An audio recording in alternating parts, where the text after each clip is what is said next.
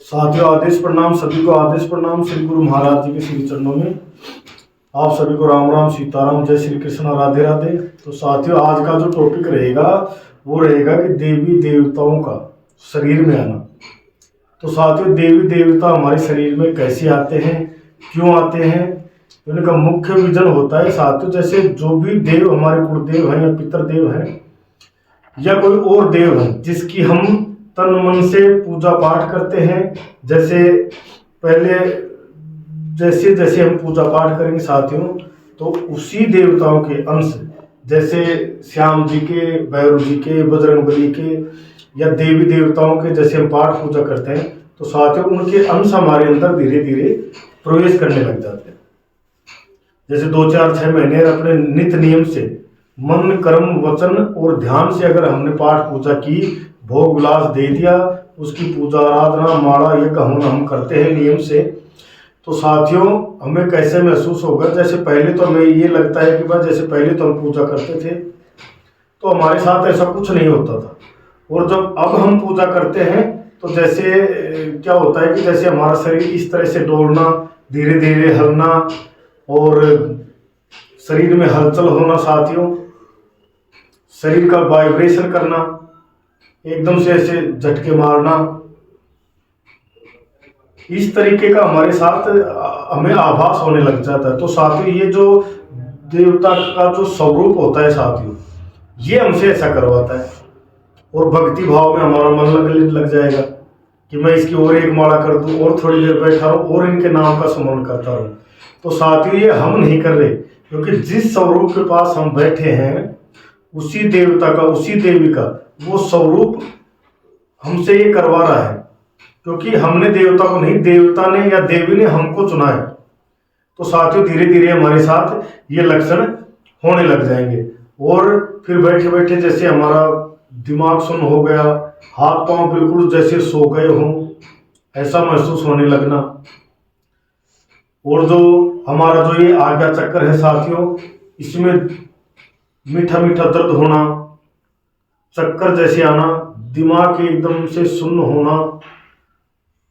तो ये क्यों होता है? क्योंकि वो देवता ये चाहता है कि वो भी हमसे प्यार करता है। जैसे हम पाठ पूजा नियम से उस देवता के पास नहा धो के पूजा पाठ के लिए उपस्थित हो जाते हैं, तो साथियों वो देवता भी हमसे प्यार दुलार करने लग जाता है। वो भी ये चाहता है कि और ये 10-5 मिनट मेरे पास बैठा रहे, तो इसको जल्दी से जल्दी मैं अपने रंग में रंग लूं। तो साथियों अचानक जैसे शरीर झटके मारना, कंपन करना या सन्नाटे जैसा हमारे साथ ये होना, ये सब उस देवता के अंश मात्र से होता है। फिर ये जो अंश है, ये अंश, और फिर धीरे धीरे अब उस देवता की शक्ति हमारे अंदर आने लग जाएगी, और अंश और शक्ति ये दोनों मिलके एक अलग ऊर्जा का संचार हमारे शरीर के अंदर करते हैं। तो फिर क्या होता है साथियों कि जैसे अंश और शक्ति और ऊर्जा ये दोनों मिलकर एक सिद्धि का विकार ले लेते हैं, जैसे अपने आप में जैसे सिद्ध होना।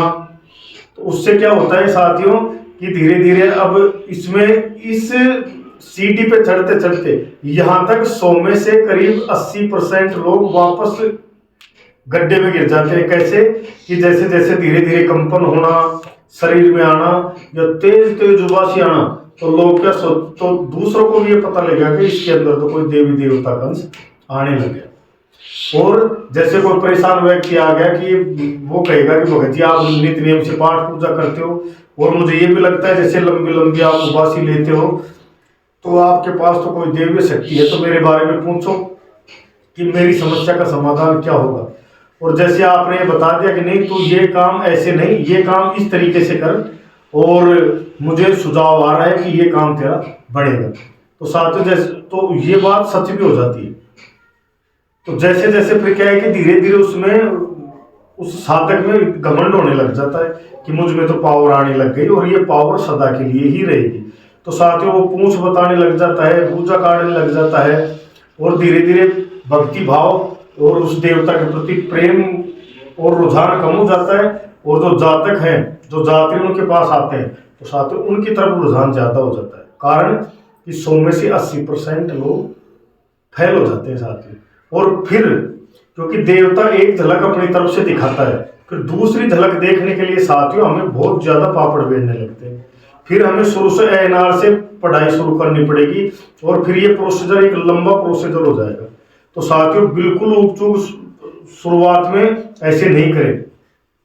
अब लक्षण क्या होने लगेंगे, जैसे जैसे सिद्धि प्राप्त होने लगेगी कि जैसे जैसे हमारा शरीर कंपन होना, सपने में उस देवता का स्वरूप हमारे सामने बार बार आना, बार बार दीदार होना और बार बार उसी देवता के संबंधित, अचानक से कहीं भी जा रहे हैं तो उसी देवता के संबंधित में बातों का सिलसिला जारी होना, अच्छे अच्छे लोग मिलना, रोज सपने में बातें करना।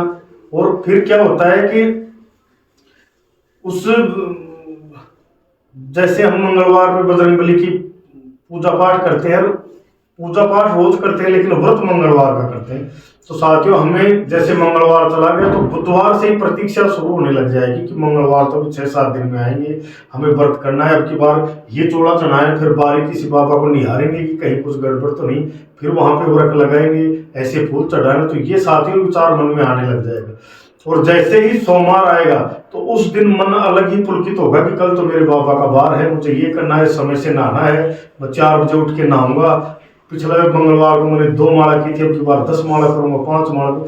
तो साथियों ये विचार मन में आना, और जैसे सोमवार की रात्रि हो गई, हर 10-5 मिनट में जैसे कोई चिंता करके, जैसे कोई चिंता हो रही हो, हर 10 मिनट में, हर 15 मिनट में आँख खुल जाएगी कि अभी तो 11 बजे हैं, अभी तो 1 बजा है, अभी 2 बजे हैं, फिर 3 बजे हैं। तो ऐसे उठकर समय से नहा धो के चोला चढ़ा के भोग लगा के निहारेंगे बाबा को कि कहीं कुछ सुंदरता में बाबा की कमी तो नहीं रहेगी साथ में। तो साथियों अगर ये पूजा हमारी चलती रही तो हमारे और लोगों के मनोरथ सिद्ध होने लग जाएंगे साथियों। फिर हमारी साधना को जो सिद्धियां हमारी सिद्ध हो गई तो साथियों फिर उसको कोई तांत्रिक या कोई ओझा या कोई मौलवी या कोई पीर फकीर कोई बंदिश नहीं लगा सकता। क्यों नहीं लगा सकता? क्योंकि हमारी वो सिद्धि पूरी हो चुकी है। और जैसे जैसे सिद्धि पूरी होगी हमें विनम्र बनना है, ना कि कठोर। अब जो शुरू में जैसे थोड़े बहुत गण आ गए और पूजा निकालने लग गए तो साथियों वो उसको बंदिश डालना बहुत ही आसान होता है। कोई भी एक शब्द की कांकरी मारी वो बंदिश में आ जाती है साथियों। फिर जैसे जैसे जो सिद्धि हमारे अंदर आती है, जो गण हमारे अंदर खेलने लग जाते हैं, जैसे हम किसी के पास कोई सवारी खेलना, जैसे बाबा के गण आना, बजरंगबली के दूत आना, माता की जोगनी आना, तो साथियों सटीक देवता किसी में नहीं आता, वो अपने अपने दूत छोड़ता है। और दूत जैसे ही आते हैं शरीर में तो सबसे पहले वो ये देखते हैं कि ये कितनी पावर सहन कर सकता है। जैसे उससे थोड़ी भी मात्रा अगर ज्यादा हो गई या जैसे फर्स्ट टाइम शरीर में जिस देवता का प्रवेश या उस देवता के गणों का प्रवेश होता है तो साथियों हमारे अंदर एक जीवात्मा पहले से बैठी होती है। और जैसे जो दूसरी जो सुपर पावर आती है गणों की तो ये हमारी हार्ट बीट बढ़ने लग जाती है, हाथ पांव सुन्न पड़ जाते हैं, कंधों पे वजन, गर्दन पे वजन, कमर पे वजन। और साथियों हमारी आज्ञा चक्र में एक अजीब सी गुफा बन जाती है, जैसे ऐसे राउंड राउंड चलते रहते हैं, हम उसमें जाते ही रहते हैं, जाते ही रहते हैं।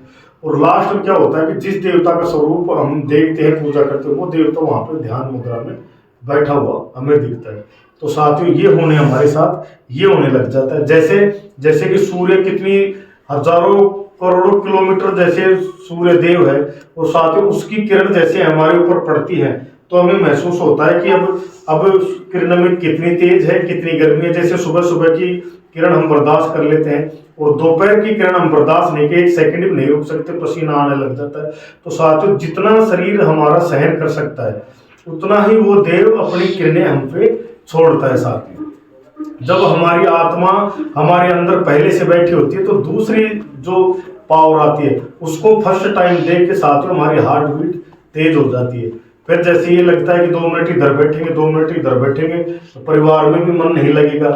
धीरे धीरे सबसे अकेले होते चले जाएंगे और धीरे धीरे हमारे जो कंधे भारी होते हैं, शरीर को टूटना, बार बार उबासी आना, तो दूसरे भी ये सोचेंगे इसके अंदर तो कुछ ना कुछ पावर आने लग गई।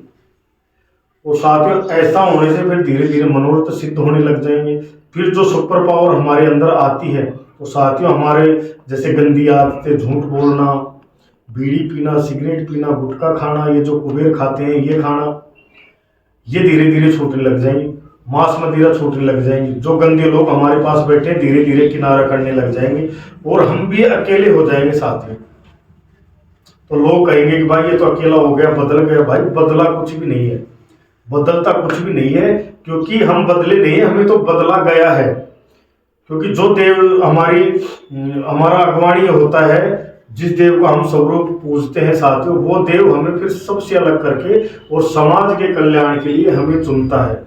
फिर धीरे धीरे जैसे दरबार शुरू कर देते हैं, फिर लोग चुगली भी करेंगे, ये तो 1000-1100 रुपये मांगता है, ये है वो। भाई जब इसी काम के लिए जो आदमी बैठ गया तो कमाने कहाँ जाएगा।